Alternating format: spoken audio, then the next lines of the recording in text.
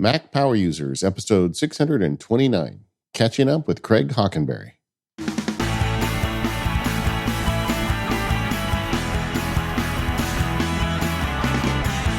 Hello, everyone. This is David Sparks. I am here with the Mac Power Users. Stephen is not here today. He couldn't be here with us today, but that's okay. We got another guest with us today. Welcome to the show, Craig Hockenberry. Hi, David. How are you?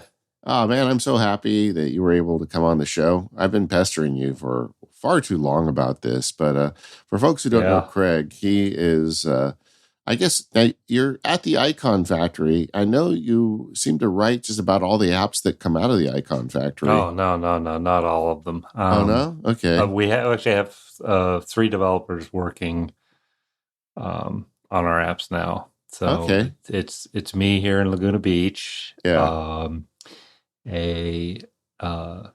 Another developer in Dubuque, Iowa, Sean Heber. He's been working on Forensic and our game Forensic on Apple Arcade, and he's worked on Twitterrific quite a bit as well. And lately, we've been working with a developer who's currently stationed in Berlin, Shannon Hughes, who's working on Linea with me at the moment. It feels like partly because of the COVID thing, but I mean, we're heading this way anyway, that everything almost anymore is global. I mean, it's just so easy to work with people internationally. The story I love to tell about the Icon Factory is we've been in business as a company for over 25 years. And in that period of time, the 5 partners in the business have only been together one time.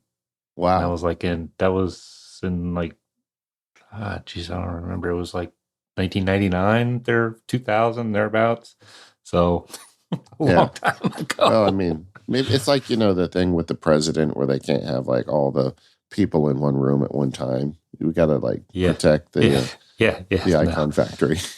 Well, it's just that's the way we've always worked, right? It's like the 3 founders of the company were all in Greensboro. They had worked together at MCI, the phone company, and I came up with this idea for some shareware to let you change icons on your Mac, and they loved it. We started working together, and I wasn't going to move to Greensboro, and they weren't going to move to California, so we just made it work, and we've been doing that, from 25 years now. And that's the roots of the Icon Factory are the Icon Factory, the app that allowed you to change icons. And, well, our original tagline was Mac icons that don't suck. Right? Yeah, that was awesome. By the way, kind of stole that from Rich Siegel at Bare Bones. Yeah. But and there was like a phase there where I know when I was younger, that was like a thing, was to customize all the icons on my Mac. And I also remember Icon Factory used to have like free sets, so I would always go download those, and then I paid for a couple too. And that was a thing. I don't think that's as much of a thing anymore. People don't change their icons. There are still people that like to change like their hard drive icon, and maybe I always change my working folder, right, so I can easily locate it on my desktop. Yeah. And that, for me, is still something I do, but yes, it's not at the level of Kaleidoscope, where you're changing the window Chrome and doing all the other stuff that you used to do on, Mac OS 9. But so Icon Factory, really got its start with the customizable icons, and then but it's evolved really past that in a lot of ways. Yeah, well, it's a business now, right? It's something that we did it for just the love of making beautiful icons, and a lot of companies saw this work. It was free, it was on the internet, it was basically like a great portfolio of work that we'd done, and we got a job to do the icons for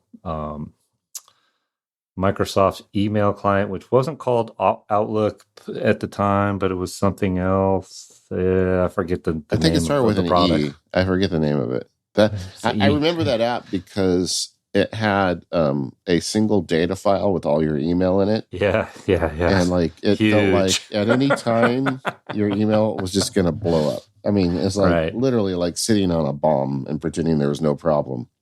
Yeah. So, and that just as this evolved over the years, Yeah. we've done a lot of software UI projects where we've done a ton of emoji. Basically, if it's a small image that is in somewhere how related to a computer, we've probably been involved at some point in some way. So, Yeah. yeah. And we're going to get into it later, but I mean, you Sure. also had a huge impact on Twitter and all these other things. But I really think that this interest in changing icons hasn't gone away. I feel like, the Mac has kind of matured to a point where it's not as much of a thing. But when you look on the mobile devices and see everything going on now with people trying to customize their icons on their iPads and iPhones. Well, and talk to David Smith about that, right? Yeah, right. He's done Widget Smith, which lets you make your home screen on your iPhone look the way you want it to look, right? Yeah. Other than just changing the wallpaper. Yeah. And we actually have done some work with him to do some artwork for that product, and so we kind of have our toe in the water there as well. So people love to personalize their computing devices. Sure. Right. An example is iPhone cases, right? It helps protect the device, but it also, it's a part of your personality. Yeah. It's a part, it's like my sister-in-law has a Boba Fett,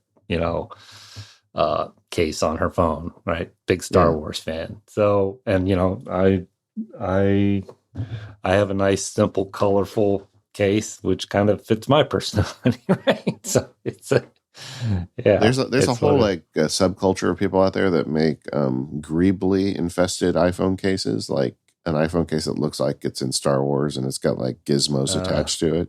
Right. It looks really great until the moment you want to stick it in your pocket, and then you're like, I'm not sure about this.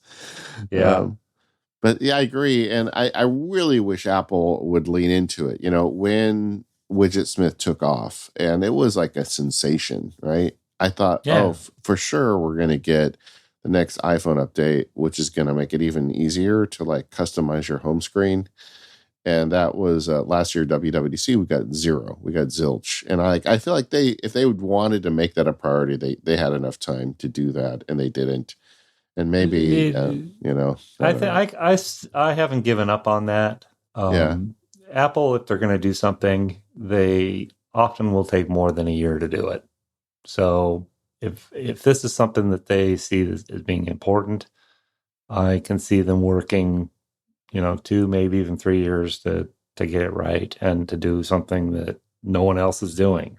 Yeah. Right. Well, it's just it's how they roll. I feel like somebody at Apple must realize that is a form of platform lock-in. When you get your phone looking exactly the way you want it, and then someone says you should try Android, and you're like, no, I already have it figured out. And the iPhone hasn't really embraced that yet, but boy, I sure hope they do. And if they do, I would imagine, we need the icon factory again. We need to spin it up again for the iPhone.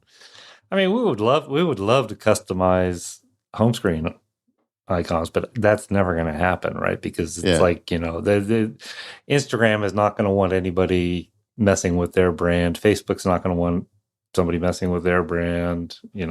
Can you see Apple saying, oh yeah, just put a different icon on our camera app? But all the stuff that's around that, the stuff that's around that, I can totally see them working on that. And people are changing the app icons just using a quick shortcut, So it's not like there are ways, yeah. In fact, if there's a way, people will find it, right? Yeah. That customization aspect of that we all feel a need, for our computing devices if there's a will, there's a way. I had a Palm Trio phone that I had made look like a Mac at one point. It had Mac icons, my Mac typography. This is before the iPhone, and like we all did it. And I feel like younger people, in particular, really want to like kind of assert themselves onto their technology, and they're interested in mobile. They're not interested in the Mac at this point. Yeah, yeah. Well, speaking of the Mac, it's been a while since you've been on the show. Apple has made a few changes, and as a long-term Mac developer, what do you think of all this Apple Silicon stuff? I just remember I was one of the developers who got the DTK, the developer transition kit, I think is the acronym there. And and like 10 minutes of using it, it's like, holy crap, this thing is fast. Yeah, this is like this is really good. And that was not the main thing. I mean, that was just kind of like a souped up iPad. It was exactly. It was kind of janky, right? You had to use a certain kind of HDMI connector. I couldn't go above 4K HD resolution.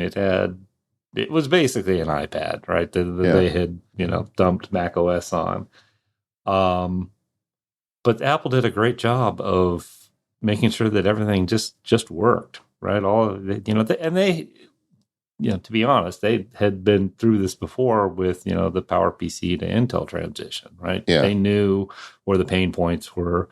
They knew what needed to get done, and that my initial reaction with that DTK was, man, this is great. And there really is no company that has more institutional knowledge about a processor change than Apple at this point. Yeah, that's true. That is absolutely true. And they've always had that they're kind of agnostic as far as CPU architectures are concerned. That there was some of that in the original Mac OS. Moving from 68K to PPC, they learned some stuff there, but it really took hold when they moved everything over to Next, where it was relatively easy to go from PowerPC to Intel. I mean, I've been through all of those transitions. I mean, I've been doing this long enough to remember when, oh, okay, I've got a 68K Mac, now I've got a PowerPC Mac. Yeah. Okay. And Craig, when did the Mac first get its hooks into you as a user, and when did you become a developer? 1984. Yeah, right at the beginning. Yeah. No, I was actually working for a company at the time that we had done our own version of Berkeley Unix, BSD Unix, with a distributed file system with bitmap displays, megabytes of memory, and it was a system for managing scanning and managing paper documents. So we had a lot of experience, with windowing systems, and this is stuff we'd all written ourselves because, you couldn't go out and you couldn't go out and get a, Linux distribution and plop it on the hardware and, oh, hey, look, it works. So we had built the system from scratch, and, we had a good idea of, how the windowing system, the challenges there, getting high resolution bitmap displays to work well. And then Apple announces the Mac, and it's like, holy crap, how did they get all of this stuff into that small little box? Yeah. It was, and I had to have one, right? It's like, I gotta play with this. And that I did a little bit of development on. The main thing I used it for actually was to hook into a Unix system, and it gave me 4 virtual terminals. So at the time, this is back in the early 80s, you had one serial line connected to the big computer in the big room with the air conditioning, and you had one terminal connected to that. And it was kind of revolutionary to have a Mac with 4 virtual terminals on it. So it was basically 4 terminal windows on the Mac, and that was a real productivity boost. right? Because I could do 4 things at once. Yeah. And, I wasn't really using the max windowing or any of this other stuff, but it really did show the versatility of the Mac early on, and then when I wasn't doing that, I was playing around with Mac Paint and, writing stuff up in Mac Write and all the other bundled apps. So yeah, it was, in fact, I saw the other day, our friend Jason Snell had posted something about a little disk emulator for the Mac. Yeah.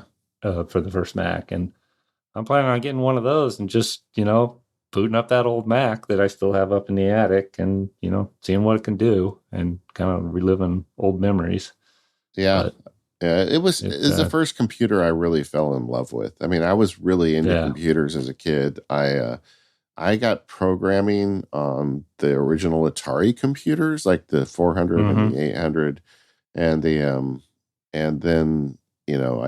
when I got, because I was in high school when the Mac came out, there was no way my parents were going to buy me at the time I think it was about a $3,000 computer, which at the time was more like a $10,000 computer in today's numbers.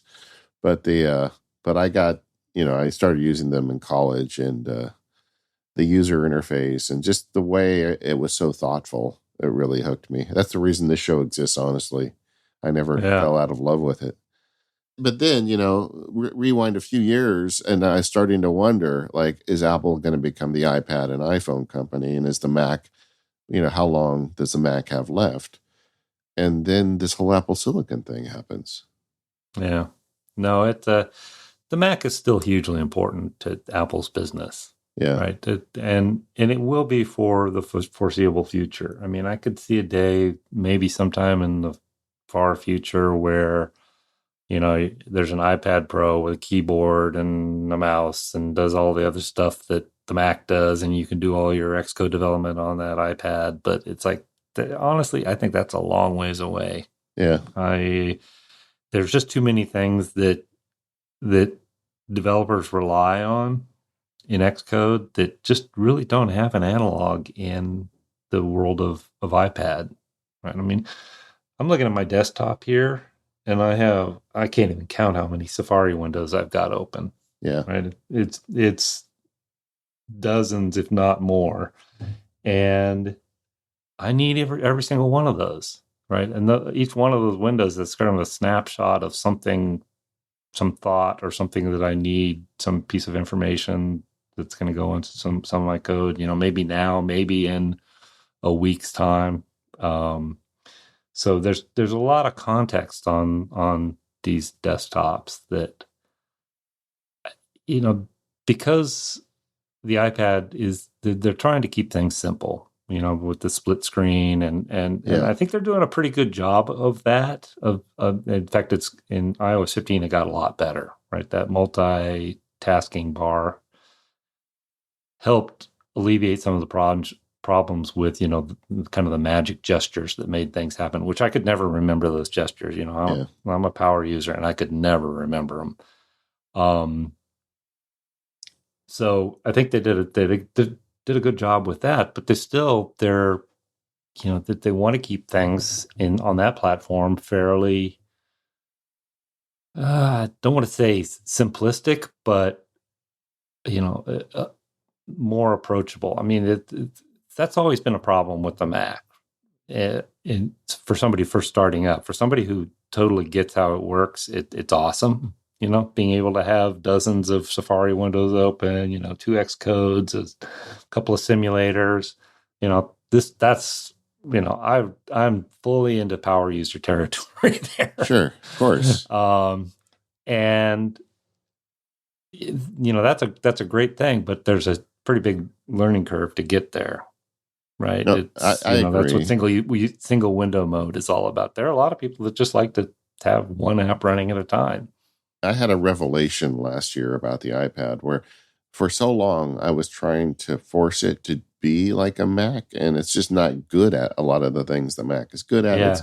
It's better than the Mac at a lot of things that the iPad is good at. And I just realized, because last year they had the M1 go into the iPad, the same chip that's in the MacBook Air, and I'm like, this is it. This is the year we're going to get all these great power tools I've been waiting for on the iPad. And we got none of them. And I realized, oh, I have to stop treating the iPad like what I would like it to be and thinking about it as what Apple is treating it as. And it's treating it as like a simple but complex computing device that's supposed to be easy for users. That's like the number one on the whiteboard, which is not the case with a Mac. Yeah, it's closer to being a pro iPhone than it is to being a Mac replacement, right? If you think about, the iPhone is always just going to be one thing on the screen. Well, the iPad can be more than one thing on the screen, and it's configurable, and that's fine. That's just what it is. Back to the whole thing with Apple Silicon. It's like the Mac is a strategic thing because it's the one platform where Apple can do the kinds of pro things that it needs to do. Yeah. Right. It's like, yeah, you could probably edit a commercial on your iPad, but it's probably not going to be as easy or a final result that's as good as if you did it on your Mac. Same with software development, same with audio, same with all of these other things that that the Mac is good at. I mean, yeah, you could do desktop publishing on your iPad, but the tools, especially if you're going to press and stuff like that, everything you need is going to be on the Mac. Yeah. Well, the workflows are there. I mean, it's just exactly that. Exactly. Yeah. That's it. The workflows are the things that are hard to bring over to a different platform. And ask anybody who's in the press industry as it moved from press to the web, that there were a lot of workflow changes there. You weren't publishing your newspaper onto a piece, or publishing your newsletter or newspaper onto a piece of paper as much as you were, putting it onto a website. And that's very different workflows there. And there was a lot of adaptation and evolution that happened there. This episode of the Mac Power Users is brought to you by 1Password. Go to 1Password.com/MPU in all caps to get 20% off your plan. With 1Password, you only ever need to memorize one password. All your other passwords and important information are protected by your master password, which only you know. I'm a big user of 1Password. I've been using it since they first started, and I just love the convenience of having real secure data on my iPhone. Even if you're able to get through Face ID or Touch ID, you still aren't going to get my most important details because they're all locked behind the 1Password password. Inside my 1Password vault, I've got all my logins for the websites I go to, but I've also got all my credit card information. So if I ever were to lose my wallet, I'd be able to call the bank and give them all the details right from my phone. I also have secure notes in 1Password, which are a huge feature where I keep things like medical data and my children's social security numbers. Sadly, we live in a world where there's a lot of people in the world making a living going after your secure data, your financial information, and your online persona. You do not want them doing that, and you need a team at your back, and that's what 1Password does for you. They give you this great software that lets you protect all that stuff behind your 1Password, but they also keep an eye on the internet for you, and they let you know when a website that you use has been hacked, so you can go in and shut down your account or change your password. They've got different plans. You can get the business plan if you've got a business, or an individual plan. I get the family plan because I want my kids using this stuff too. And I get that family plan with 20% off if you just go to 1Password.com/MPU in all caps. I've been a subscriber for years, and I will continue for years into the future because 1Password takes care of the problem for me. I don't have to worry about security so long as I'm using it. I've been very happy as a customer of 1Password, and I bet you will too. To learn more, head over to 1Password.com/MPU in all caps. That gets you that 20% off, whether you want the individual plan or the family plan. And also gives you a nice explanation of all the great features 1Password has. They just continue to add new features, and I really dig this app and this company. So once again, that's 1Password.com/MPU in all caps. Go check it out today. All right, so now we have Apple Silicon. did you buy any? I mean, what are you driving these days? Yeah. That the well, as I said earlier, the DTK was the first thing that I had, and I knew that I was going to have more of it after using that thing, and some of those early laptops that had the M1 chip in it weren't enough for my needs, but the I forget what size the screen is on this iMac, but the iMac that they had, the colorful iMacs that they came out with, I got one of those now, and I run 2 displays on that. I've got a Mac Mini that I run server backups on daily. I've got another Mac Mini that's got a bunch of old archive stuff on it. I've got a 5K iMac that I use for doing some stuff that I don't want to do on my main development machine. Yeah. I've got a MacBook Pro, Intel MacBook Pro. I don't have the M1 Pro or M1 Pro Max MacBook yet. I see that being I mean, the MacBook I have now is the one that was released just before the M1 transition, so it's kind of new. I'm honestly not using it to its full potential right now, but that's probably going to change at some point in the future, and I'll definitely upgrade at that point. Where do you do your development work? Is it on the M1 iMac? Yeah, that's a majority of it is there. I also do some on the laptop, depending upon where I am. I work away from home for a couple days a week, so the kind of apps that I'm working on though are not. I've friends that work on Photoshop at Adobe, and they talk about how it takes hours to build their app, and mine take like 5 minutes. Yes, and Notchmeister is probably rendering faster. Yeah, probably building faster. Yeah.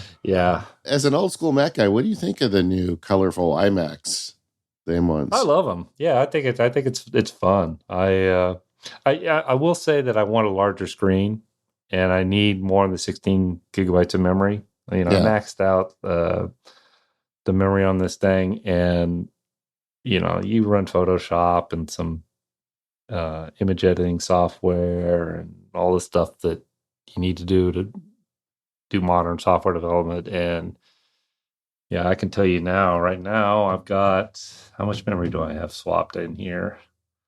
It's not too bad right now. It's 4 gigabytes of swap memory. So, I could easily use another 16 gigabytes of memory on this thing. What tool do you use to check your memory usage? I have a tool that I wrote called iPulse. Yeah. It's I originally wrote it back when Mac OS was the new thing, and in fact, that's iPulse ringing there in the background, telling me it's the top of the hour. It's one of the so many of the apps that I use are ones that I wrote because I needed it to do something. Yeah. So yeah, that. I didn't even realize, because I have a lot of your apps. I didn't even realize this one existed. I'm looking at it right now. It's only $10 in the Mac App Store. Yeah, that's pretty nice. It's really it's a nice little system monitor kind of thing. It's on screen. A lot of people like iStat menus. To like it to be up in the menu bar. I actually prefer it down as a separate small window that I can poke in the corner, and so. But they're essentially the same thing. It lets you keep an eye on what your Mac is doing. And when you're doing software development, you often push parts of the systems harder than most people. Yeah. It's like, But not all the parts, right? Like you're not, graphics wise, you're not probably pushing it too hard. No. If I was rendering video and stuff like that, yeah, sure. But yeah, it's more, we're all, as software developers, we're all CPU bound, not GPU bound. Yeah, I got the M1 MacBook Pro, and Mm-hmm. because I do a lot of video rendering with the stuff I do, and it is just insane how much faster the little spinny bar in Final Cut got. I mean, Yeah. I Yeah. I've never had an upgrade where things change that fast that quickly. But I'm assuming at some point you're going to want to get like the beefed out one for software development. But what is that for you? Is that like the iMac Pro successor or the Mac Pro? Or Yeah, I want a larger screen, 27 inches instead yeah, of 24. Um, Twice as much memory at least. If it goes up to 64 gigabytes, I'll go for 64 gigabytes. And yeah, you know, somewhere between 8 and 12 cores is probably the sweet spot for what I do. so you probably don't need whatever the Mac Pro is going to become.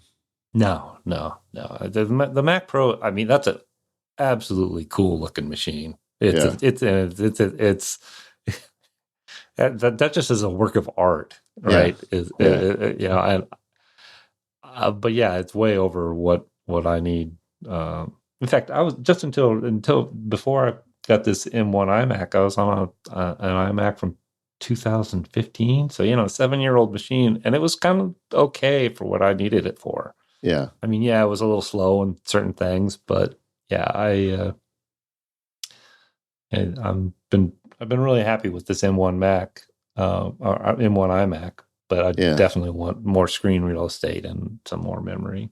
I have just been like giddy over the Mac over the last year and a half as all this has gone down. And like I got the expensive MacBook Pro, but it runs awesome. And like the other, I have this pet theory that when you look at the reliability of iPads, it's a system on a chip, Mhm. kind of a big device. In fact, there is an iPad with an M1 in it. And they seem to run forever. I mean, everybody knows somebody that has like an iPad 2 that they're still running.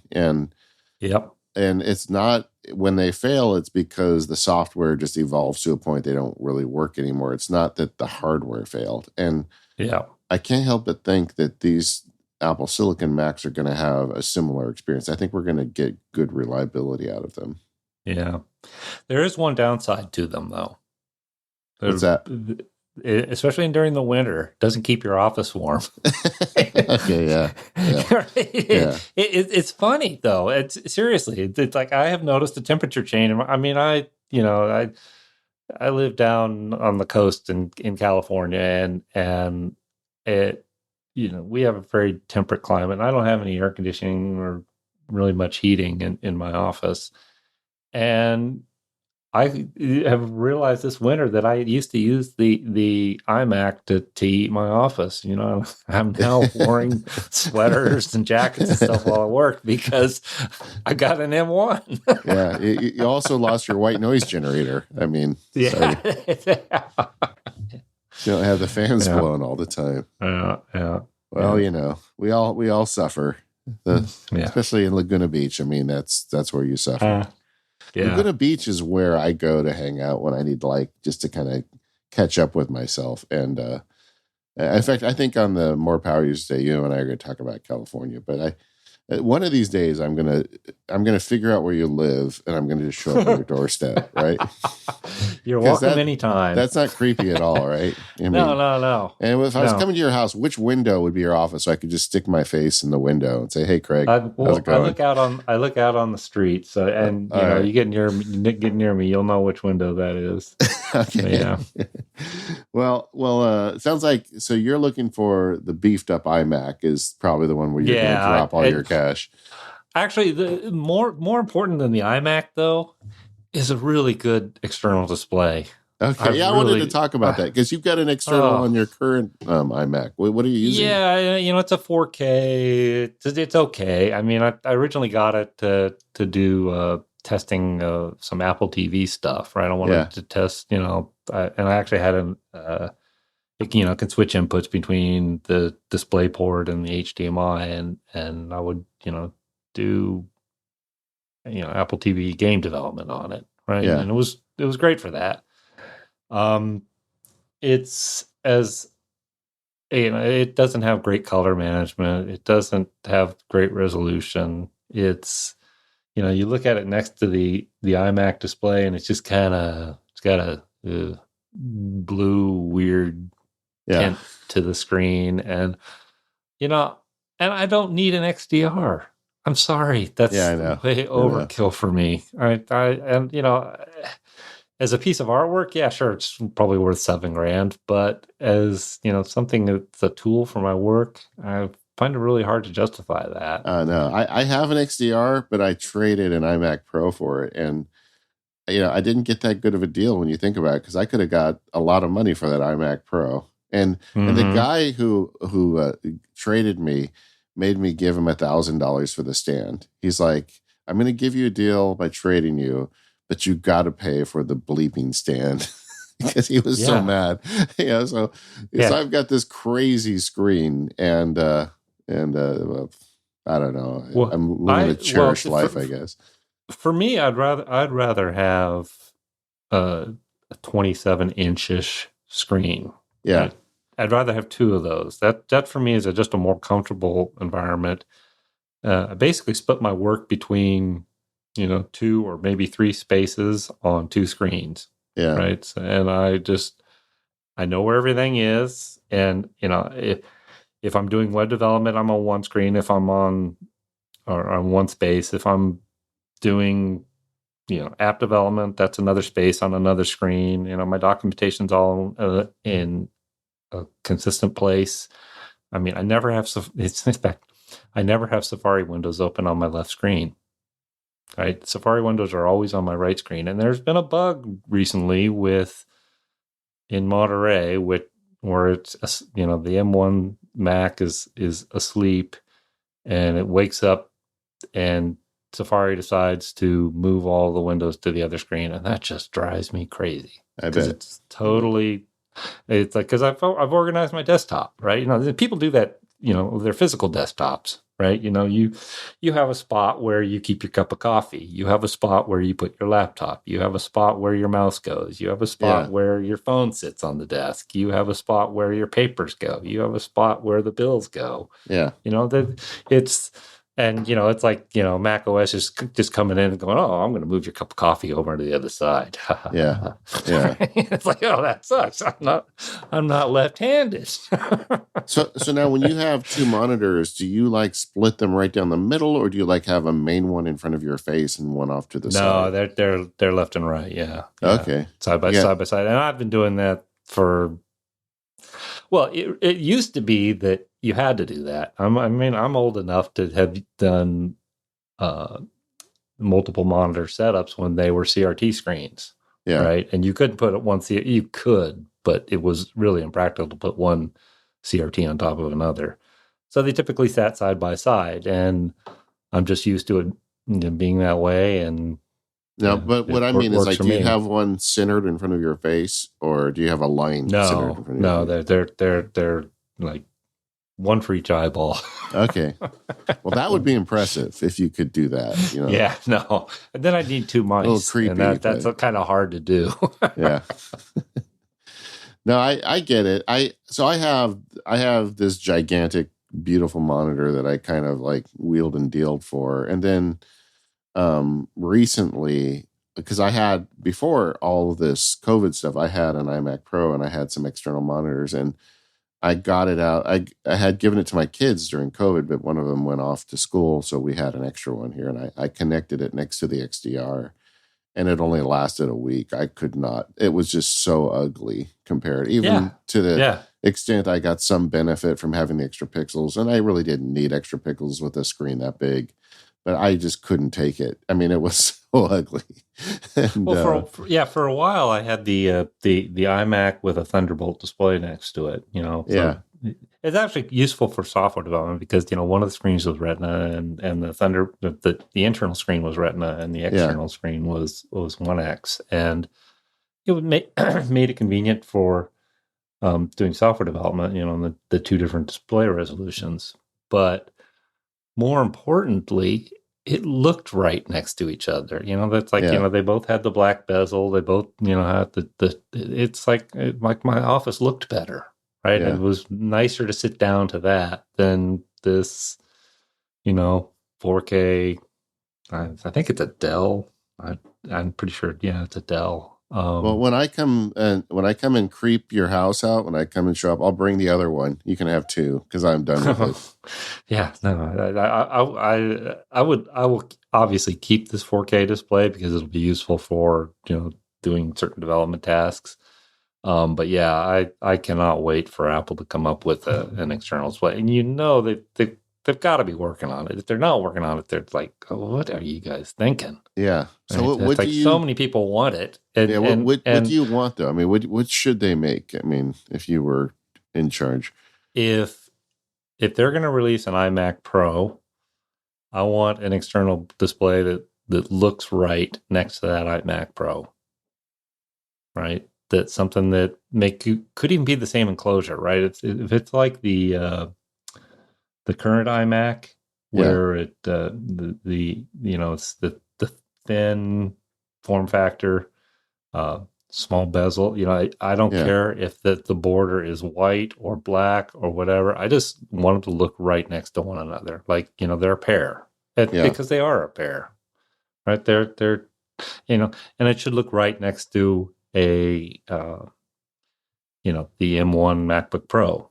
Yeah. Right. Same thing. It's got to have, it's probably going to have a black bezel, right? The iMac Pro, guessing it's going to differentiate itself from the non-Pro iMac by a different color bezel.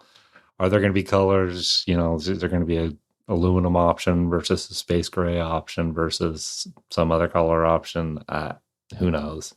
But I'm guessing that the bezels there'll be a unifying bezel look across the product, because a lot of people want the same thing I want, but they don't want it to look right next to an iMac Pro. They want it to look right next to a MacBook Pro. Yeah. Yeah. And, if history is any judge, Apple, I guess, believes that Pro devices should not be whimsical or colorful. So they won't do that. I wish they would, honestly. I think it'd be cool. But, the MacBook, the that's M1 not going to MacBook Pro happen. came out, and that's not colorful. So I don't see that it's going to happen. I would enjoy the color as well. But yeah, I can't see that happening. Yeah. But I think you may get your wish. I mean, I can't imagine. I mean, they have to know, right? I mean, Apple users want Apple devices on their desk, but they don't want to spend that much money for a screen. And obviously, I mean, I have this crazy screen and I don't even use it for I mean, it's ridiculous that I own the screen because I don't do HDR video. So why do I even have this monster? I mean, there's a lot of people. It'll be interesting what happens on the resale market for those things if Apple does come out with a lower priced external display. Because I think, a lot of people are thinking that, maybe this thing is too big for what I need. And I could tell you right now, it's too big for what I need. Yeah. Right. I like having two smaller monitors rather than one huge monitor. That's just me. And I don't know if I'm an outlier or not as far as that. I probably am a bit, but you asked me what I wanted, and that's it. This episode of the Mac Power Users is brought to you by Text Expander. Keep it consistent and keep it accurate with Text Expander. Go to textexpander.com/podcast to sign up and get 20% off. In our fast-paced world, things change constantly, and errors in messaging often have significant consequences. Text Expander lets you make new approved messaging available to every team member instantly with just a few keystrokes, ensuring your team remains consistent, current, and accurate. With Text Expander, get your message right every time. Expand content that corrects your spelling and keeps your language consistent with just a few keystrokes. And the way that works is everybody on the team has access to these shared snippets. So if somebody changes the language of the snippet, it gets populated across the board. And that way, it's consistent and accurate. And the team members will consistently know the right messaging for the right person at the right time without relying on memory or copy and paste. Text Expander is the text expansion tool I use. I just love the way they've got all the power features in it, like automation, Apple Script. I mean, there's just so much I do with Text Expander that's not possible with any other tool. I've been a fan of this one for a long time. They were the original sponsor of the Mac Power Users, so of course I appreciate that. But I also just really appreciate how great the app is and all the work they've put into giving me text expansion on steroids. And that's what it is. You can go check it out yourself. Show listeners get 20% off the first year. Just go to textexpander.com/podcast and sign up today. Let them know you heard about it at the Mac Power Users and start getting automated with your text today. Thanks, Text Expander, for all of your support of the Mac Power Users. Craig, you are kind of my Apple Watch sensei. You were the first guy that I know that came up with the idea to flip the Apple Watch. And if you're listening, this is what I mean. Okay. Every watch I've ever owned has the little dial. What do they call that? It's not the dial. What's the fancy crown? Word? The crown. As the crown on the right side, right? But I've never owned a watch before that when I put my palm flat on the table would trigger Siri if the crown got pressed. But now I have an Apple Watch, and that's what happens. So you came up with the idea there, and there's this bizarre setting on the Apple Watch OS where you can flip it so the crown goes on the left side. And I don't know if you wrote about that somewhere. You said on a podcast. Yeah, I was on my blog. I forget what I titled it, but it was it just showed how to change that setting. And I'm guessing that there was some Apple engineer or designer that discovered during the development of the watch that, yes, traditionally crowns go on the right-hand side, but it's actually better if the crown is on the right-hand side because you can work it with your thumb instead of your index finger. And your hand naturally fits there because, your opposing hand thumb is right in the right place over the digital crown. And when it's on the other side, and when you put it on the left side, the crown is at the bottom on the left side, so you can work it with your thumb and still see the screen. I mean, it's almost like and it puts the microphone as it's pointing towards your face rather than away from your face too. So where is the microphone on the Apple Watch? I didn't even realize that. It's on the opposite side of the digital crown. Oh, okay. And that was another people, like especially in colder climates in the winter. They've got a jacket and the microphone's pointed towards the cuff of the jacket and basically muffling the microphone. Yeah. So for me, it's a win-win thing. It's more comfortable to use and, it improves the functionality of the device. It's not traditional, but there's not really nothing other than the watch faces themselves that are traditional about the watch. Yeah. So, well, I tried it once you did that post, and that was years ago, and I've kept it, and we'll link the post in the show notes. But yeah, I was going to say you look that up later because I don't. It's what I did that when the watch first came out. When was that? That was 2015, 7 years ago. Yeah, I don't remember. But we have been a while. Series 7 now. Okay, it released in 2015. April 20. Oh, there you go. My memory's not as bad as I thought it was. Yeah, there we go. Series 1. Yeah, or it wasn't even called the Series 1. It was just called the first generation. Yeah, it was Apple Watch. Developers call it Series 0, but it's because we love zero-based numbers. There we go. Of course, right? But now you use it a lot. I mean, you go in the ocean with it, and you're an Apple Watch enthusiast. What do you like about it? In fact, that was one of the first things that it's like any new device, right? Yeah. The thing comes out, and I poke at it, and I read that somewhere that the Apple Watch had rubber seals in it. I was like, oh, interesting. It's probably waterproof, and did some research and found out that yes, in fact, it is. It had, I think, what IPX6 or something like that. It had a rating to 3 feet underwater, which for me, swimming in the ocean, I'm staying at the surface and it's fine. My main concern at that point was okay, how is salt water and sand going to affect it? And did some more research. And yeah, it turns out rubber is pretty good for dealing with salt water, and sand is pretty much not an issue as long as you wash it off after you've been in the water and used it in that salt water. So yeah, I did. I was probably one of the first people that was doing workouts in water, and this is before they actually had um, swimming workouts in Yeah. the the watch app, the exercise app, so the workouts app.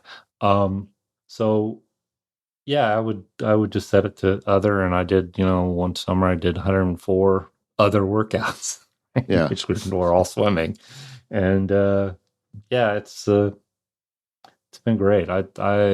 For me, it keeps me cognizant of how much effort I put in to physical work during the day, and it's real easy sitting at a computer to go hours and hours without standing, to not get up and stretch, to say, oh, I'm going to work for another hour on this project instead of, going out and doing some exercise.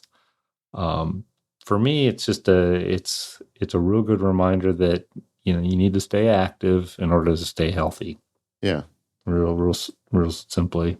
And honestly, it doesn't take that much, I mean, I don't want No. all the health people writing me, but it be the awareness of it quite often is enough. And I'm not sure even Apple realized that how big a deal that was when they first released the Apple Watch, but very quickly they realized that the fitness element of it is a huge deal for users.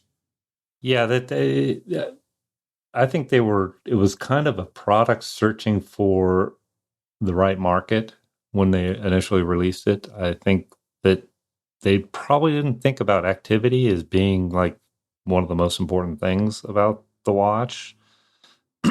But it didn't take them long to figure out that, yeah, activity is the killer app for that device. Um, it's like the camera app for the phone, right? You can't imagine having a phone without a camera app now. Yeah. Well, I can't imagine having an Apple Watch without an activity or workouts app. What watch face do you use? What's it called? Infograph. Yeah. Yeah, I'm just looking at it now. It's the infograph with some complications that I wrote, which show me the position of the sun in the sky, the position of the moon phase. It shows me some tide information, when high tide is and when low tide is. So yeah, again, I've customized this device to do what I need it to do, because I want to know if I go on a dog walk at 3 p.m., is it going to be low tide or high tide or mid tide, I So I just go back and forth with these faces. Like I want to use an analog face. I keep trying them, but I always end up back with infograph as well. It's like it's a digital watch, and it almost I guess feel like with a square screen, and I should just surrender and just accept well, that. You know, yeah, I use the infograph, but with the hands on it. oh, the I analog actually one, prefer it. yeah, I use the analog infograph, and I'm the opposite. I try going with the digital ones, and there's something about my brain that doesn't. I mean, I can just glance at the watch and look at where the minute hand is, and know, okay, is it close to the half hour, or is it close to the 15-minute mark, yeah, and kind of judge time that way, rather than knowing it's exactly 10:24 right now.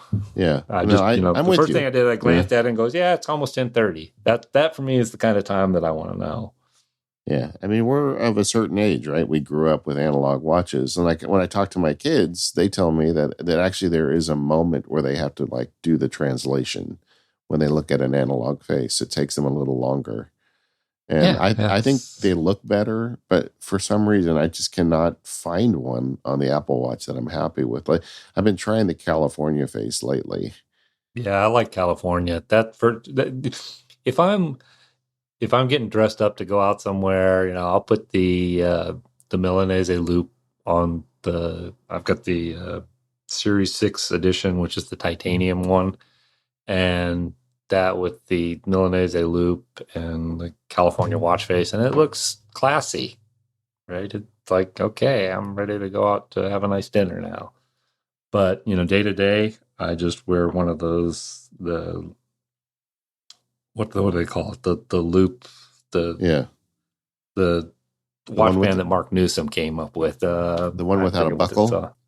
Yeah. The woven loop, I think. No, not the woven one. The one that has a little silver nub that you put into the hole. Yeah. See, these things are such a part of our life now. I don't even remember what the names of this stuff are. It's like it's my watch now. And it's an important part of my life. I use it for while I'm cooking. The fact I'm not real happy with how the timer app works. I was about to ask, 15. What are the friction points for you? I use the Apple Watch timer a lot while I'm cooking, and often your hands are dirty when you're cooking, and you don't want to touch your nice Apple Watch with a hand covered in pork fat, right, or whatever. So I will often navigate my watch with my nose. Right. Okay. You can do what you need to do by just tapping on the watch with your nose. And the timer app is great for doing that. At least it used to be. Right. It now goes, after it's finished the timer, it goes back to this list of recent things, which for me is totally useless. Well, not totally useless, but mostly useless, because I just want the 1, 3, 5, 10, 15, and 30-minute timers. Yeah. That's all I need. It's, it's when you're cooking, it's like, okay, I want to check this thing that's in the oven in 15 minutes or 30 minutes. Okay, that goes off. Okay, that looks like it needs another 10 minutes. So you set a 10-minute timer. And then you just, it's like, kitchen timers have been a thing for a long time, right? It used to be like the analog thing and then became a digital thing. And now it's something that is with me wherever I happen to be. And, I may not be cooking in the kitchen. I may be out by the barbecue. Yeah. Right. And I may be, a 5-minute timer is telling me 2 things, right? It's like, go check on the meat and go, check on the potatoes that are roasting. Yeah. Right. That's the timer. They tried to, it supports multiple timers now, which I can see why they did that, but there's no way to differentiate the 2 timers, right? If you set a 1-minute timer and a 5-minute timer, and one of them goes off, which one was it? Yeah, it is doesn't this the label 5-minute one? Is this, the sound isn't different? I have to actually go dig around on the watch to figure out what I just heard.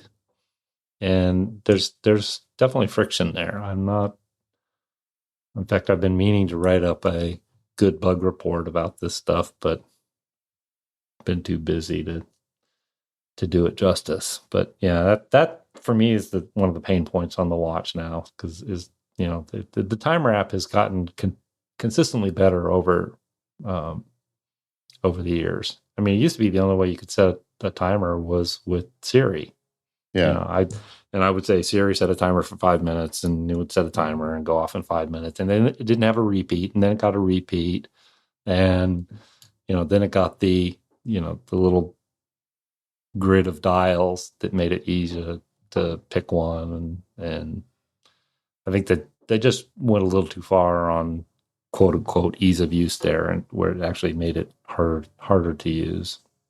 Yeah, I guess it's the small screen that hangs them up, right? Because Apple clearly has the ability to make a program that gives you labels on timers, or even make a screen that shows you 2 timers running simultaneously. But I think it's like they want it to be simple on that little wrist screen, and they're just unwilling to push that further. They could do it if they let people learn how something worked. For example, you set a 1-minute timer and you hear, 1 beep. You set a 3-minute timer, you hear 3 beeps. You set a 5-minute timer, you hear deet, deet, deet, deet, deet, deet.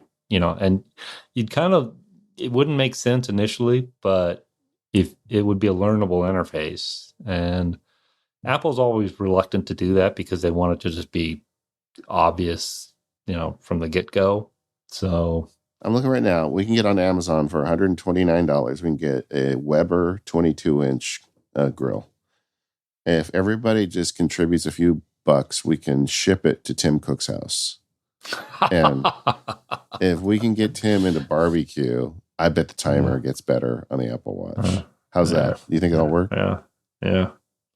That was actually, the angle for the bug report was going to be,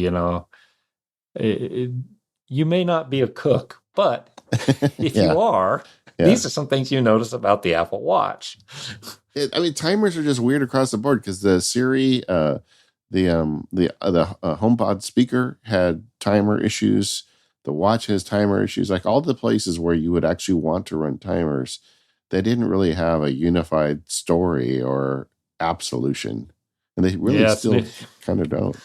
Yeah, snoozing calendars is another thing. It's like it used to be like, okay, you have different set of snooze lengths on your Mac than on your phone than on your watch. Then it's like, and now they're kind of unifying all that, and it's like, I can't snooze calendar entries on my Mac like I want to, and it's it's a hard problem because everybody has different needs, and they've got to find something where one size fits all. I recognize that they have that problem. Well, you said something a few minutes ago. I'm not going to let you get away with it. Is I need more understanding of the use of your nose and your Apple Watch. So, I guess is it like you're using it to like cancel alarms or something? I mean, it'd have to be a big button to hit it with your nose. You start a timer, right? And it's like it pops up the thing in the end, and it's got on the left hand side, it's got to run the thing again, or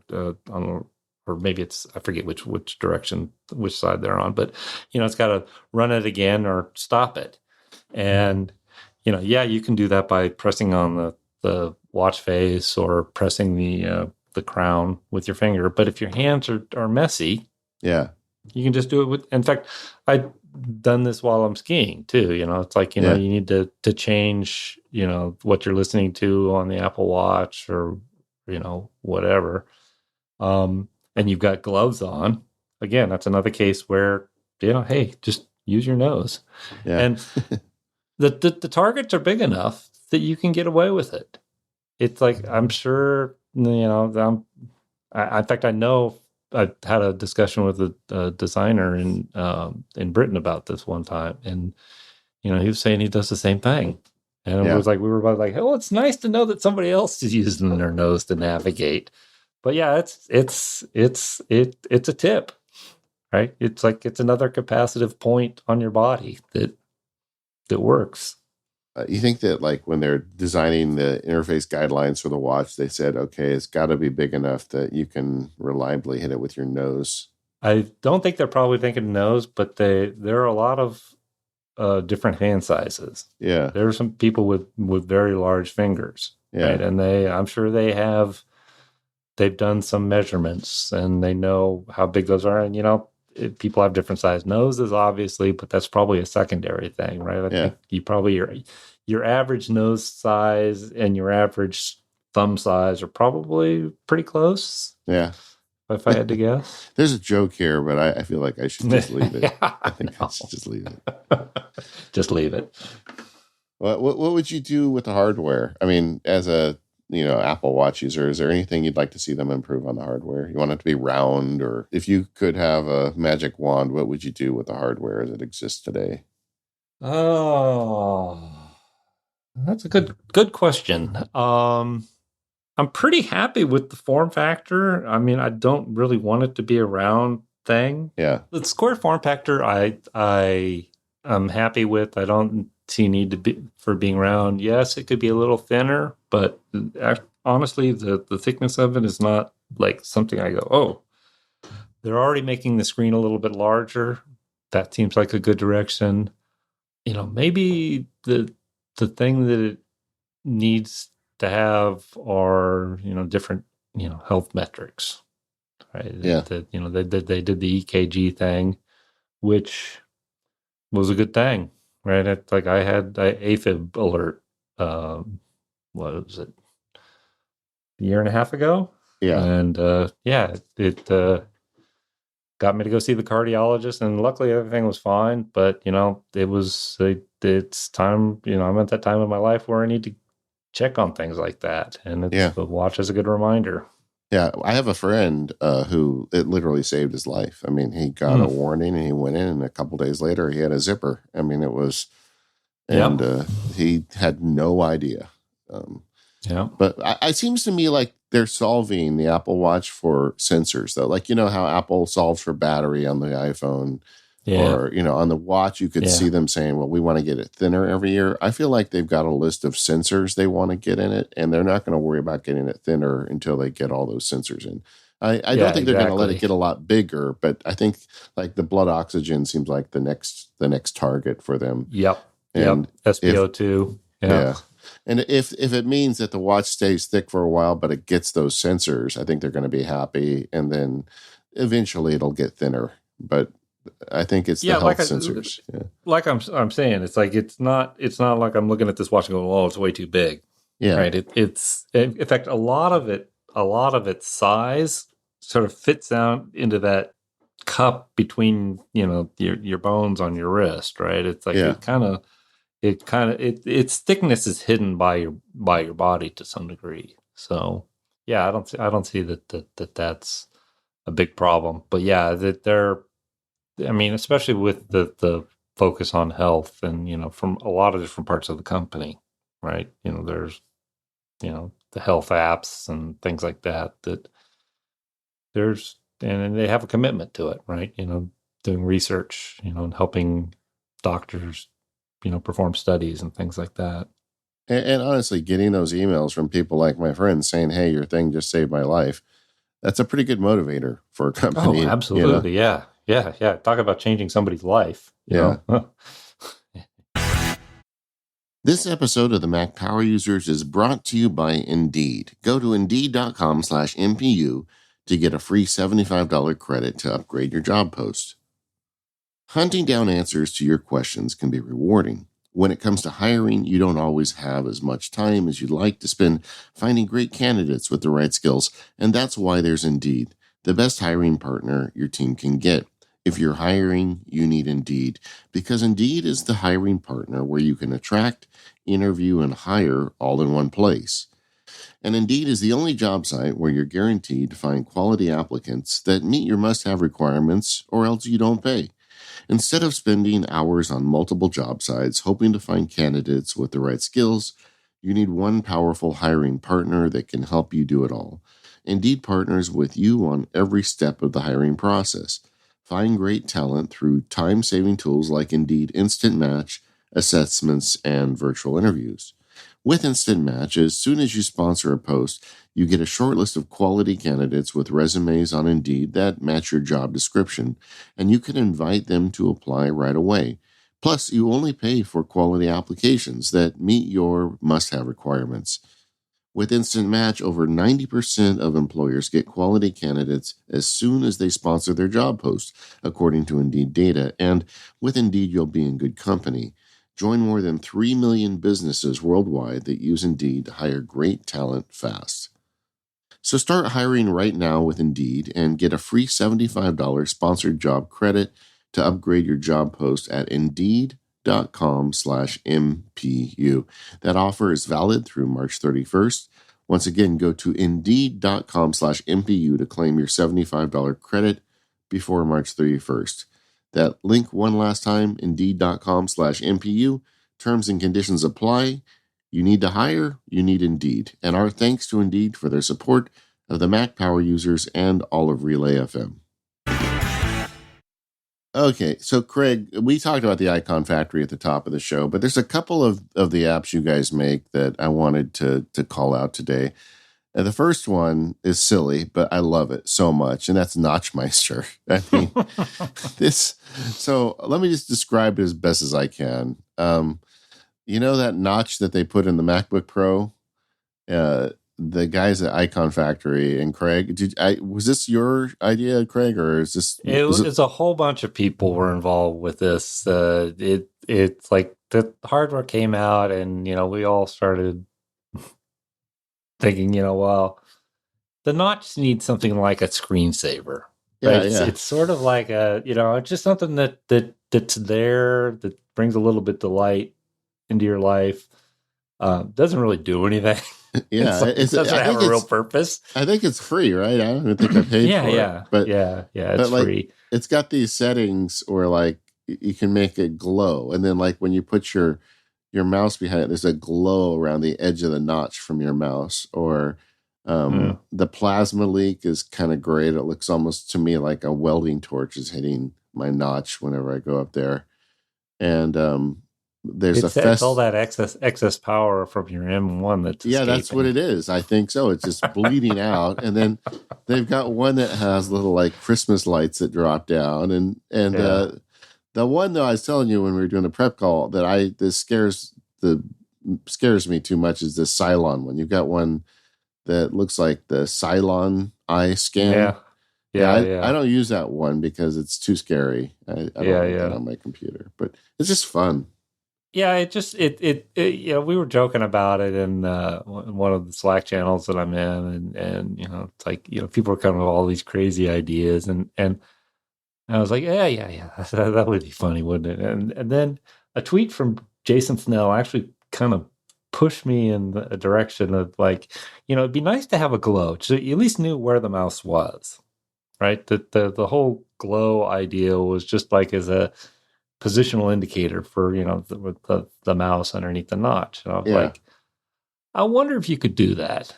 So Jason was one of the few people that actually had an M1 at that point because he had one of the review units. So I knocked together a little app um, that did that, and he ran it, and he couldn't send me screenshots because you that doesn't work, right? You yeah, yeah, gotta. He actually took took his iPhone out and took pictures of the notch, and I was like, oh, okay, it should be possible. So I started tinkering around with it some more, and then another friend of mine actually started working on that Cylon, and I was like, oh, okay, we should be working to this together. So he and I kind of got together. He figured out how to what the path for the notch was, so that because he needed that for the Cylon thing to move around on the notch. And I use my knowledge of one of our products, Xscope, which is a tool for designers and developers to measure stuff on the screen, to magnify stuff, to take dimensions quickly and easily off the screen. yeah, Does a lot of things with Windows, right? And I knew how some of the more arcane knowledge of Windows thanks to Xscope, and took some of that knowledge and applied it to Notchmeister. And then I was like, well, what could be like, what would, and Christmas was coming up. I was like, this has got to be a free app, right? I'm not going to charge people money for this. It's just too goofy, and yeah. it's just Whimsical. Yeah, it's for fun, right? yeah, It's a whimsical app. It's whimsical is a good word for it. And it's like, oh, what about some holiday lights? And it's like, what if they kind of like pop down from the notch and then kind of yeah, swing a little bit and it's all of that stuff is the having just finished a game for Apple Arcade, which Forensic Overtime was on Apple Arcade, and it's got a lot of motion and animation in it, and just basically took some of that knowledge, some knowledge of the Mac, understanding how core animation works, and merged them all together, and Notchmeister appeared. And then once the holiday lights, then it's like, oh, yeah, I got to have a plasma leak, and you yeah. know all the other goofy things. So yeah, Well, that's cool. Are we going to get more? Are you going to be adding on to it, or is it done now? it's one of those free time things, and there hasn't been a lot of free time right at Yeah, the moment. sure, So sure. yeah, but yeah, I mean, I'm not. I I suspect the ones I actually see, and all of this was done without me having an M1 Yeah, MacBook that's Pro. true. I had to rely on everybody to test it for me. I was just kind of, in fact, that's why actually has a simulation mode in it, where it Yeah, simulates a notch. If you have a MacBook that doesn't have one, so I basically use that simulated notch to test a lot of the app. Um, there will probably be more effects and stuff when I eventually get an M1 yeah, MacBook Pro with a notch. But yeah, it's fun. It yeah. A great name too, Notchmeister. I'm not sure how you came up with yeah, that, but I like it. I thought about it for like 30 seconds. Yeah, Every developer is faced with this point where you have this idea for something, and you're sitting there in Xcode, and there's a under file, there's new project. You hit new project, and the first thing it prompts you for is, what do you want to call this? And sometimes it's you nail it from the beginning. Sometimes it's a name that you go, oh my god, I can't actually imagine that I was thinking of that as a name. But Notchmeister was one of those ones where just like 30 seconds at that prompt, and it was like, yeah, it's going to be the Notchmeister. yeah, And it totally stuck. Tot was another one where I knew I was going to call it just immediately. That was just like, well, okay, this is going to be called Tot. yeah. I want to talk about Tot because, like, the icon factory. I know you guys are making great icon related software. Like, Scope is a graphics related tool. And then one day I get a note that you guys have, well, it's not really a word processor, but a text editor, and called Tot. And Yeah. it's like, how did that come up, and what was the idea behind it? The idea behind it was actually not mine. It was a developer by the name of Andre Torres. He's worked a lot of different places. I think he was working at Slack at the time that I did this, but he had a little app called Tyke, which was just basically something that sat in your menu bar. You clicked on it and it gave you a little text view that you could type into. And I found myself using this thing all the time because the problem I always had was I would open a new text edit document, and Yeah. I would end up with, dozens of, Untitled 1, Untitled 2, Untitled 3, Untitled 4, and they all had kind of a little bit of text in them. And some of I had created, weeks ago and forgot about. Yeah. And well, I sort of saw Tyke as as a way to get away from that. But it's like, I need more than one. I'm, I don't want to have an unlimited number of things, because that's where you get into trouble, right? You Yeah. have an unlimited number of untitled documents. Well, you got to go at some point, and deal with the mess. So it's kind of nice to just have a fixed number. And originally it was 5, and one of our designers started using it as his to-do list, and he said, this would be better if it had 7. And so we came up with the idea of 7 dots, and each one of those dots is something you can edit text in. It doesn't care what kind of text you put into it. It's just whatever. And then it was like, oh, well, we should hook this up to iCloud so that it, if I type it in on one Mac, I can see it on another Mac. And then once it was in iCloud, it's like, oh, wouldn't this be great if it was on my phone too? And it kind of got into to that area. And then it was like, well, we'd like to have a little bit of minimal formatting there. How can we do minimal formatting? And then Markdown entered the scene. Yeah. And I wrote some code to parse Markdown and make styled text and made it cross-platform. And there we are. It came together really quickly. I mean, and I really like the model of it. I think, am I right that it's free on Mac? Yeah, it's my gift to Mac users. Yeah, and I, as soon as I saw the price, I'm like, oh, that's Craig. Craig is behind this. But it's free on Mac. It's $20 on iPhone and iPad, but you kind of look like you're buying it for both platforms at that point. Yeah, that was the idea there, is that you get a good idea of whether you need it or not if you're using it on your Mac. And once you find that it's really useful, which a lot of people do, um, having it on your iPhone kind of becomes like, I need it on my iPhone. In fact, the iPhone app was something I did after I had the Mac app working. It's like, because you're out on a walk or you're someplace and it's like you have this thought and you want to just like jot it down so that you remember it later on. Well, that's what that's what the iOS app is really good for. The whole pricing model was that if you really need that iOS app, you're probably a big Tot fan. So yeah, let's make it's not like you're buying one app for $20. You're buying two apps for $10, and it's worked out well. It keeps us motivated to keeping the app up to date and adding new features here and there. But it's the main thing is that it stays simple. So how did you said you knew immediately the name Tot? Why? I don't really get the name. The name Tot was a play on the original app Tyke. Okay. And it also rhymes with Jot. It was just, it's short and cute. It was easy to build a word mark around. The only downside is that in German it means dead. So that's not good. Yeah. And so many German users, I mean, bless them, they write to me and go, do you know that Tot means dead in German? I was like, yeah, I do now. Whoops.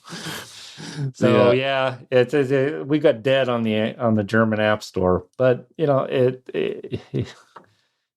one of those things that once you choose a name, it's really hard to change it. Well, one of the features I love about it is just the easy switch between plain text and the format. And then I like the colors. Like, so there's 7 different pages, and you can like you can say, I'm going to put, client stuff on the red one and task on the green one. And I thought I know it's a simple app, but you can tell there's a lot of thought behind it. Yeah, the colors actually turn out to be a really strong cue for memory, right? When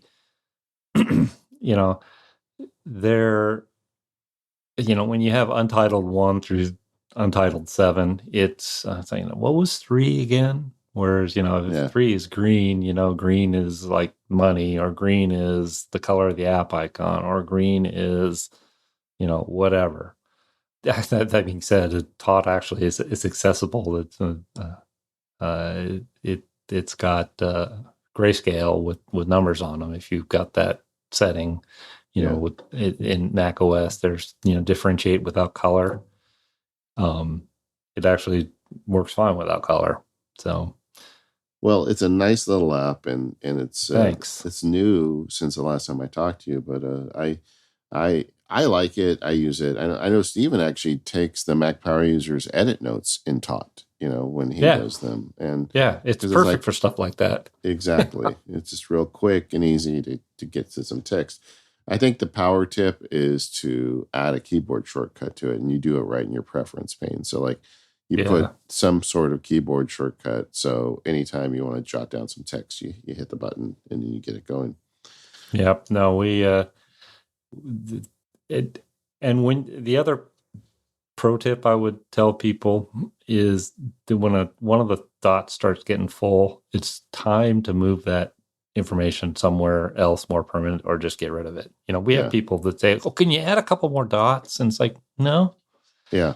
You need to clean up your mess periodically, and that's really it's a feature that doesn't feel like a feature until you realize that it's a feature. Yeah. And there are other apps that do that, so you can, you guys. Oh yeah. No, I will often take stuff that I do in Tot and copy it into a Basecamp document, or, start, a blog post with it in, WordPress or whatever. It's like it's a starting place for text. And where the text ends up is somewhere totally different. It's a lot like Linea. Another one of our apps. It's a sketching app on the iPad. Yeah. That lets you get an idea started. Sometimes it's, the visual idea, sometimes the architecture diagram. I use it for software development all the time. Just, putting boxes together and figuring out how pieces fit together. And it's like a whiteboard for me. How you used to stand at a whiteboard and, draw out ideas. Linea is the same thing. It lets you visually capture what you're thinking. And it's better than notes in a lot of ways because you can have layers and the different drawing tools and different modes in drawing tools that make it easier to, like, it's really easy in Linea to draw a square box. All right. Can I be the entitled podcaster for a minute? Sure. I have a feature request. Can I just do it on a podcast? Everybody has a feature request. I want Linea to have an infinite canvas so badly.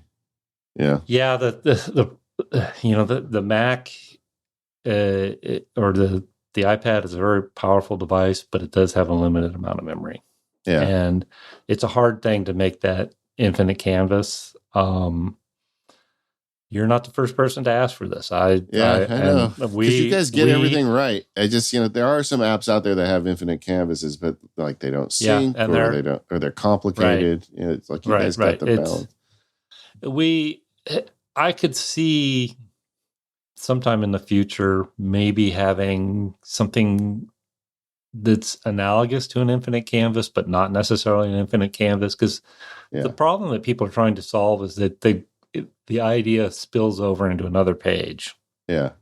Right. That's typically what the problem is, that you filled up this page and now you need to go expand on this part of the idea somewhere else. And I could potentially see doing something where, like how did Linea takes a lot from actually working with paper. Yeah. Right? The notion that, a sketch, it's like a sketchbook, right? It's like, and you can page through the sketches and do that kind of thing. And see, that's where I run into trouble because I don't really use it as a sketchbook. I use it as like idea development, almost like a big mind map kind of thing. Yeah. Well, that's where I was going to go with this, is that what you want to do is not necessarily page through the sketchbook. You want to take these sheets of paper and organize them physically, next to each other. So, that's something, I'm not going to commit to. No. The guy's like, he's like, I just come on the guy's podcast and he's hassling me about my app. Jeez. Yeah. He's making me make a commitment for a feature. Right? So we're not going to end the call today till you agree to put infinite canvas in, right? Here, let me start typing. I'm going to open Todd and make a note here. Yeah, I'll get cracking. I've already got that note, by the way. I've already got that note in Todd to have the infinite canvas. And now my listeners are going to be hassling you about it too. I'm sorry, man. I just caused you so much grief. But I just think Linea gets so much right. But with the things I do that I'm looking to do with the Apple Pencil is really kind of like idea development. And I looked at all the apps and I'm not happy with any of them. And the only thing that holds me up on Linea is this. But, but it's not even what you really made the app for. So, that's kind of unfair. Originally the idea was Gideon Mayhew, my partner at the Icon Factory, and another developer we were working with at the time, Troy Gall, worked on this thing together. Right? I had nothing to do with the initial development of the app. It was just those two. And Ged had an iPad and he had a pencil, and he's a super talented artist. Yeah, and he probably wanted to make icons. I was just going to say, a lot of the early stuff that he did were, sketches for icons that, to show clients, to say, these are some ideas that we have, what do you think? And get feedback. Again, it's a starting place, right? Linea, yes, you can do final art for, that you can produce some really beautiful stuff in it, but more often than not, it's just it's a starting place, right? It's something that helps you get to a finished Photoshop document or a finished, the OmniGraffle, the architectural diagram or whatever you're your final destination for the idea is. And then you were also the guy who coined the term tweet with Twitterific, and Yeah. like, it's just crazy, Craig, how wide you've gone with your development over the years. But how do you see Twitter at this point as someone who's kind of been there since the beginning? Ooh. That's a hard question. I don't want to put you on the spot again. It's super valuable still, right? Yeah. The things like Notchmeister start off with, an idea from Jason Snell, right? On Twitter. It's a pretty powerful marketing tool, right? You let people know about something new you've done. I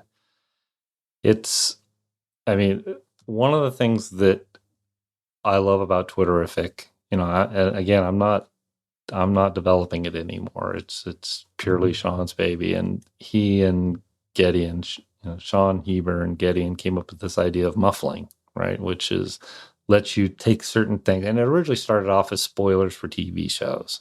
Yeah. Right. It's like, oh, I don't want to hear anything about Attack of the Clones or whatever. Right. It was a way to silence things that would upset you. Right? And what we will dub more innocent times. Yeah. Yes.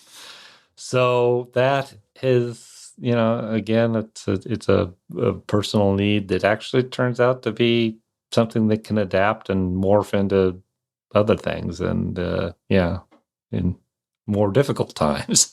Yeah. Well, Twitter. But yeah, no, Twitterific's been that it's pretty amazing that it's the run it's had. Right, it originally came out we did it on the Mac first, and that was like right. It's getting to the edge of my memory here. That was Twitter came out not long before the iPhone, so it was probably around 2006-ish, I guess, probably. Yeah, probably 2005, 2006. And yeah, we came up with the Mac app first, and that's where the David Lanham, one of our artists at the time, had just come up with the idea of Twitter and the Bluebird, right? He made the first Bluebird, right? Yeah. Twitter at that point only had a logo type, which was their name in a kind of a round, curvy font. And I immediately loved that Bluebird. I couldn't get into the app fast enough. It was like, oh, this is perfect. Yeah. But there was another problem in that early Mac app. Is like, what do we call these things, right? We have these menu items where it's like, post something. And there was no word for that. And then nothing used on Twitter's site that we could work off of. So we started calling them twits. Which is a terrible name. Yeah. That's a case where your first name is really hideous. Yeah. Right? Bad. No, we can't call them twits. Well, we'll worry about that later. Let's call them twits for now. And one of the engineers at Twitter, everybody at Twitter loved Twitterific too. Yeah. Because it was like they all had Macs and they all loved. They obviously love Twitter, the service, but they also like the fact that Twitterific let you run it without being in a web browser. And it was kind of small window off to the side. It was kind of more like a chat window than a, full-on web browser experience. And, one of the engineers that, at Twitter was like, oh, we love the Bluebird icon. It's like, well, you should call the things tweets. I was like, oh. Yeah. It was like the angels were singing at that point. I was like, oh, yes, that's perfect. And the name Twitterific doesn't imply birds and tweets. I mean, that the actual name itself really doesn't imply it. Now everybody just thinks that, but you had to get there. Yeah, no, we needed a noun, and it turns out it works as a noun and a verb. So it was a pretty ideal name, and fit with the Bluebird. And Twitter eventually came around. It took them years to come around to actually call the thing a tweet, right? They hung on to posting to your Twitter and things like that, and then they eventually latched on to everybody's calling them tweets, so we should call them tweets. And they did the same thing with the Bluebird, right? We had Ollie, and they came up with Larry, and yeah. Yeah, well, it's a great app, and it continues to be great. And now there was a time there where it seemed like Twitter was not interested in third-party apps, and it seems like they've backed off that a little bit now. Are we in good shape now for third-party Twitter apps? To your knowledge, I mean, I don't know how much you're involved with this anymore. Yeah, that the it's an evolving situation. They've got a new API that we would like to start using, but we've got a huge number of people that are using Twitterific, and the rate limits on those APIs are something that are problematic for us, and Twitter knows that, and we're trying to work it out. And I'm not going to say anything more about it. Oh, sure, I don't want. Yeah, Yeah, we're yeah. both aware of the problem, and it's been a great product. We wanted to keep it a great product, but yeah, it's they've definitely. I mean, Twitter has definitely changed their tune as far as first party versus third party. That's good to hear. That's good to Yeah. hear. This episode of the Mac Power Users is brought to you by Wealthfront. Invest for the long term on your terms. Get your first $5,000 managed for free. We all have regrets, and for a lot of people, not starting to think about their financial future or retirement earlier in life is one of them. The great thing about getting started with investing earlier in life is that you have more time to build your wealth. Instead of putting off your financial future, go to wealthfront.com. You can start investing in no time with Wealthfront's classic portfolio, or make it your own with things that you care about, like socially responsible funds, technology, or hundreds of other investments. Wealthfront was designed by financial experts to help you turn your good ideas into great investments without the hassle of doing everything yourself. Don't want to spend hundreds of hours trying to lower your tax bill? They help you do that. Not sure how to rebalance your portfolio or what rebalancing is? They do it for you automatically. Wealthfront is trusted with over $28 billion with a B in assets, helping nearly 500,000 people build their wealth. And the best part is their product is simple and powerful. It has 4.8 stars on the Apple App Store. To start building your wealth and get your first $5,000 managed for free for life, go to wealthfront.com/MPU. That's wealthfront.com/MPU to start building your wealth. Once again, that's wealthfront.com/MPU to get started today. And our thanks to Wealthfront for their support of the Mac Power Users and all of Relay FM. So, Craig, I always like to finish up these interviews talking about some of your favorite apps and services. What's bringing you joy and delight these days? Well, it's one that probably everybody knows. It's Slack. Slack is like something that it's like I can't imagine working without it now. It really is this. We talked earlier about how the Icon Factory is a physically distributed company. Well, yeah, the ability to send files back and forth. I mean, we've been doing this long enough that it's like the predecessor for us was using iChat, back when it was based on, AIM accounts. Yeah. And even then, before then, it was, email and phone calls. So, yeah, it's a huge productivity boost. We also use Basecamp. We love Basecamp as a way to collaborate on documents. Something Basecamp doesn't get credit for is just how easy it is to use. Yeah. I feel like that they really got that part right. I mean, us nerds can use just about anything when it comes to like cloud collaboration. But for the little team I have around Mac Sparky, there's a couple people on it that aren't super nerds. And they, both of them, just adapted to Basecamp so quickly that I'm really hesitant to ever leave it, because I don't know how they would handle that transition, and it does have limitations, but it is so easy for people to pick that up. Yeah, we're big on ease of use, right? It's the one of the great things about working with a bunch of designers is they are, they're technically capable people, but they also can look at things at from a non-technical point of view. It's really hard for a software developer to look at something non-technically. Yeah. Right. Because we know how everything works, right? We know the nuts and the bolts, and a designer, it's a lot easier for them to step back and look at something and go, yeah, that's easy to use. And that's one of the reasons why we use Basecamp, right? Yeah, there are more powerful tools out there, and sometimes we, like Google Spreadsheets, there's some stuff that we run an ad server for Twitterific, Yeah. and keep track of the ads in a shared spreadsheet. And, that would be hard to do in Basecamp, but it's really easy to do in Google Docs. But it's also, it's a more challenging environment to work in, right? It's like working in, a text editor versus working in a, Excel. Yeah. All sorts of bells and whistles.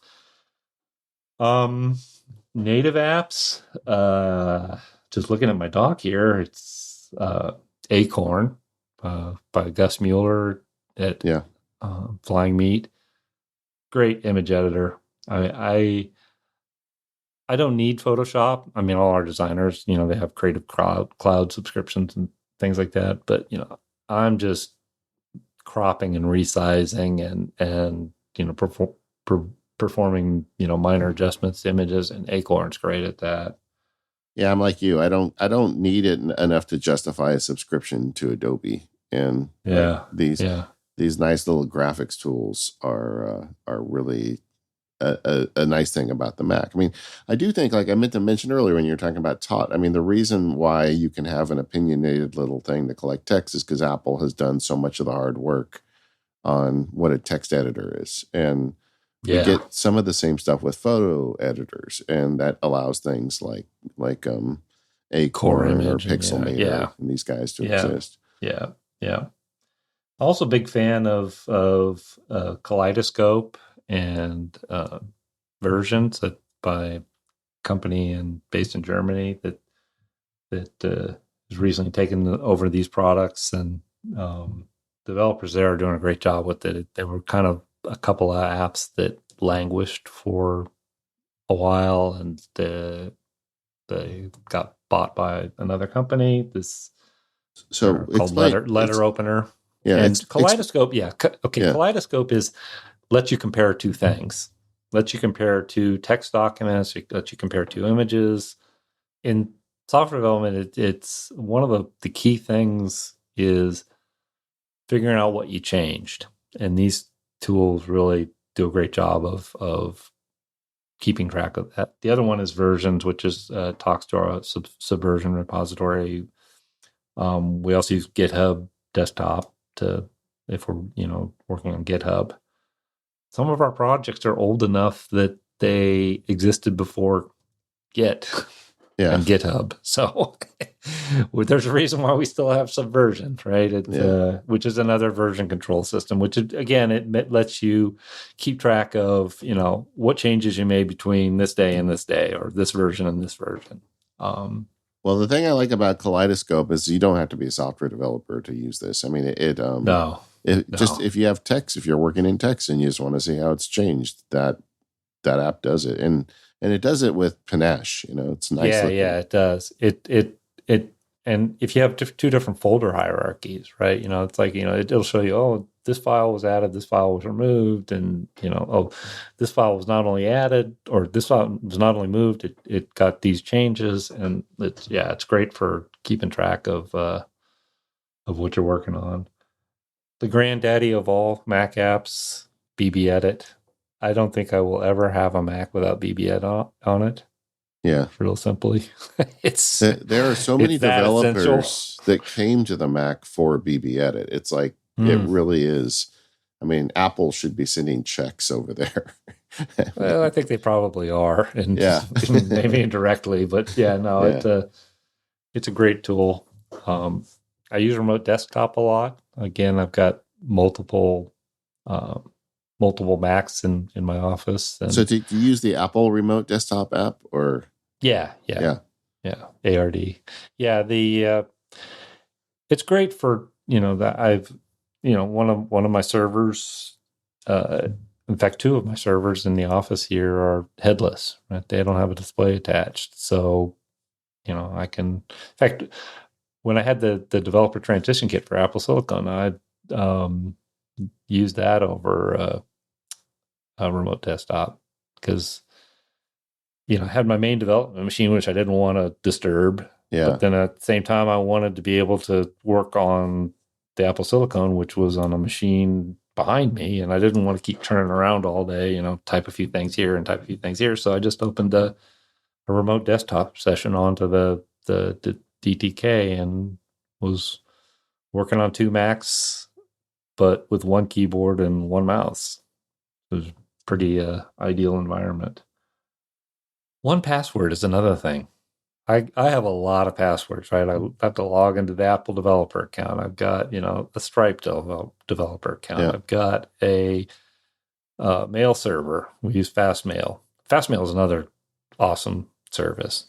Really happy with Fastmail. I'm a recent convert to Fastmail. Yeah, man, I don't know why I waited so long. Yeah, we used to run our own mail server, and that was cool back in 1997. Yeah, exactly. And nowadays, it's a pain in the butt. Yeah, it really is. Yeah. So yeah, we migrated all our, there's 25 years of mail over from our own server over to Fastmail. Yeah, everything else we run off of a Linode, of Linux in the cloud. So all our websites, we have some software repositories and have you other tried stuff there. The Fastmail apps? Like the Fastmail app on the iPad is excellent. Yeah, I like to use Apple Mail, but yet I agree it's a well done app. In fact, the app in Safari in a web browser is really good as well. So it's and.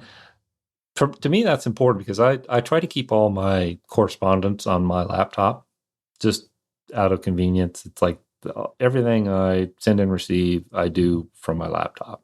Yeah. And then that way you focus on your work on your iMac and you don't get hung Exactly. up. I'm not distracted by email because sometimes I'll just shut the lid on the MacBook. Yeah. Right. I don't even know the email's there. And, to focus on software development for 4 or 5 hours without getting distracted by email or Slack messages or whatever. Yeah, sometimes that's what you got to do. Yeah. And it's, but at the same time, if I need to go check an email or, do something, just a real quick check, I don't even bother launching the mail app on my development machine. I just open up a fastmail.com window and go dig around and because the web app is so good that it's nice to be able to do that just for a quick in and out kind of thing. Yeah, no, I agree. Fastmail, and then the whole automation thing. We've gone long today, so I won't get into it. But yeah, if you want to like really do some cool automation, and I know that like the people that use Gmail get a lot of interesting tools as well. But I find that the stuff you can use with Fastmail, even like you can use regular expressions in your automation. It's like that is like next level stuff, and I think we're gonna have to talk about Fastmail more on the Mac Power Users coming up. But either way, Craig, thank you so much for coming in today and sharing your story with us and all the cool things you're up to. Everybody that wants to keep up with Craig, I would recommend going over the Icon Factory, but also on Twitter. What's your handle on Twitter, Craig? Hockenberry. Yeah, that's right. C. Hockenberry. Yeah. Just think of Count Chocula and Frankenberry and their illegitimate offspring. Yeah, well, there you go. And do you still haven't checked your profile image later? Is it still that crazy one where you're underwater? Yeah. The underwater guy. Yeah. That's. Yeah, well, we're going to People wonder what that is. Yeah, I know exactly what it is because I've been in the ocean and I know what happens when I'm not paying attention. We're going to talk about that in more Power Years today. We're going to get a little bit into California stuff, but either way, so go check out Hockenberry at Twitter or the Icon Factory. Any other places people should go to check you out, Craig? Furbo.org. That's my my blog. Okay. I don't post there as often as I would like to, but yeah, that's another place that people can see me. And we are the Mac Power Users. You can find us over at relay.fm/MPU. You can also find the forums at talk.macpowerusers.com. I want to thank our sponsors today. It's our friends over at 1Password, TextExpander, Indeed, and Wealthfront. And we'll see you next time.